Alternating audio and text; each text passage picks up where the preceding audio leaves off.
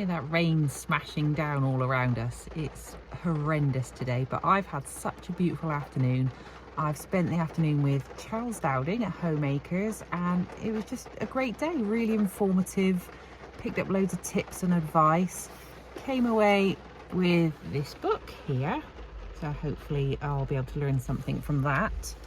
But I also came away with this, the gift of perennial kale. So Charles has given me one of his cuttings, and yes, I better pray that I don't kill this, because it's a very special gift. I think this one was free. It's perennial and it's named Taunton Dean perennial kale, so I'm going to hopefully not kill it and get it up to the allotment. The focus of the afternoon was on seedlings and propagation, but we were a treat to a full tour of the garden, and Charles was happy for me to share some photographs and a small video, so I hope you enjoy the tour.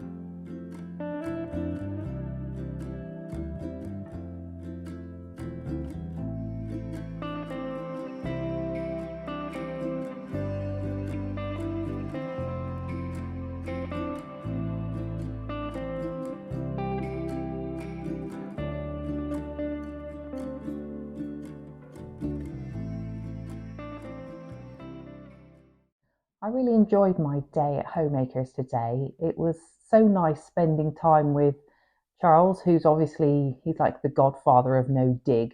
But what was really nice was how laid back and relaxed everything was. He's so sort of very mild mannered and happy to share all of his knowledge. And we were there to learn about seeds and propagation. That was the kind of theme of the workshop of the day. But obviously there were lots of questions, and the whole conversation kind of developed organically. And I really feel like I took a lot away from this afternoon. Starting up on a new allotment, I wasn't really sure exactly how to go about that. And I was worried about, how much digging is okay on no dig. And Charles was very relaxed, and he said, when you start on a new plot, you've got to get it right at the beginning. So if you do need to get your fork out, dig it over, get everything leveled at the beginning, then that's the right thing to do. Otherwise, you're going to be tripping over, falling in potholes, and breaking your ankles. So get it right at the beginning, and then to sort of, as you progress, continue to be as minimally invasive as possible is the kind of concept he was promoting. If anyone does get the chance to go there, I would highly recommend it. It's such a lovely way to spend your day. It was really reasonably priced as well, and it's just nice being in a group of like-minded people. I do recommend wearing layers though, because despite that video being sunny, that was about the only 5 minutes of sunshine we had today. It was absolutely freezing. However, I have come away feeling really motivated. I really enjoyed the tour around the gardens. We got to see what's happening in the polytunnel. Loads of salad leaves are growing really nicely in there. And in the greenhouse, he's got a hotbed, and he showed us how he's been germinating seeds since about February on that hotbed. And I was surprised by how early he's put things out in the garden, because I think one of the things I've learned is I've been kind of pussyfooting around my seedlings. I think, I've been tapping them so gently into the compost, and he was really assertive, really firming it down, which is the complete opposite of what I thought you were supposed to do. So I picked up a few tips there. I was surprised by how early he was putting everything out in the garden. So as you could see from that video, there were lots of things growing in the beds already. They were covered by fleece, many of them. But yeah, I was putting them out really early, and I was kind of assuming it was too cold to do that. I mean, once things have germinated inside the house, he's popping them straight out into the greenhouse, and then within a few weeks, they are out in the ground. So that's motivated me to get on and start getting things going so I can get them up on the allotment. I'm also really motivated to get a dedicated space where I can keep all of my gardening equipment together, have everything at hand. Because at the moment, as you've seen from my previous videos, I'm doing everything around this kitchen table. I don't have a greenhouse. I don't have a potting shed. I've got the smallest back garden potentially in the world out there, and it's north facing. So I've been doing everything in here and everything on my windowsills with grow lights. And so it's really motivated me to have a clear out of my garage and turn that into a nice little potting shed where I can get everything going. And so that is the plan. Tomorrow I'm going to get up, get going, clear that garage and try and transform that space into something usable and reclaim my kitchen. In here, this scene of chaos is one half of my garage. It has been used previously. We partitioned it off, put a wall in, insulated it through, and it was being used as a drum room. My youngest is at university, and so he's taken half the drum kit with him, so it's no longer used as a drum room. Instead, it's just storing junk, tons of junk.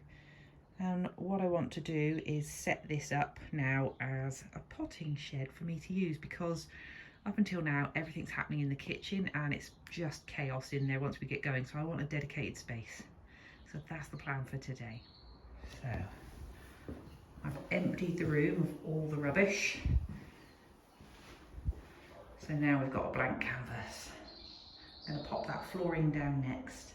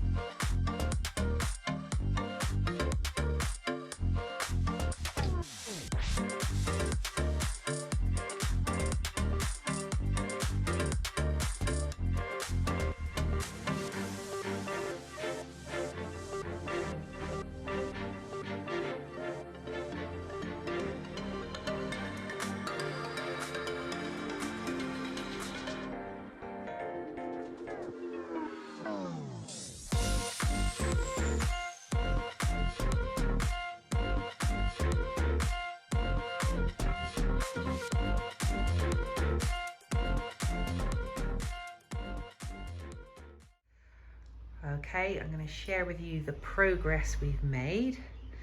I'm pretty impressed. So we've stripped everything out.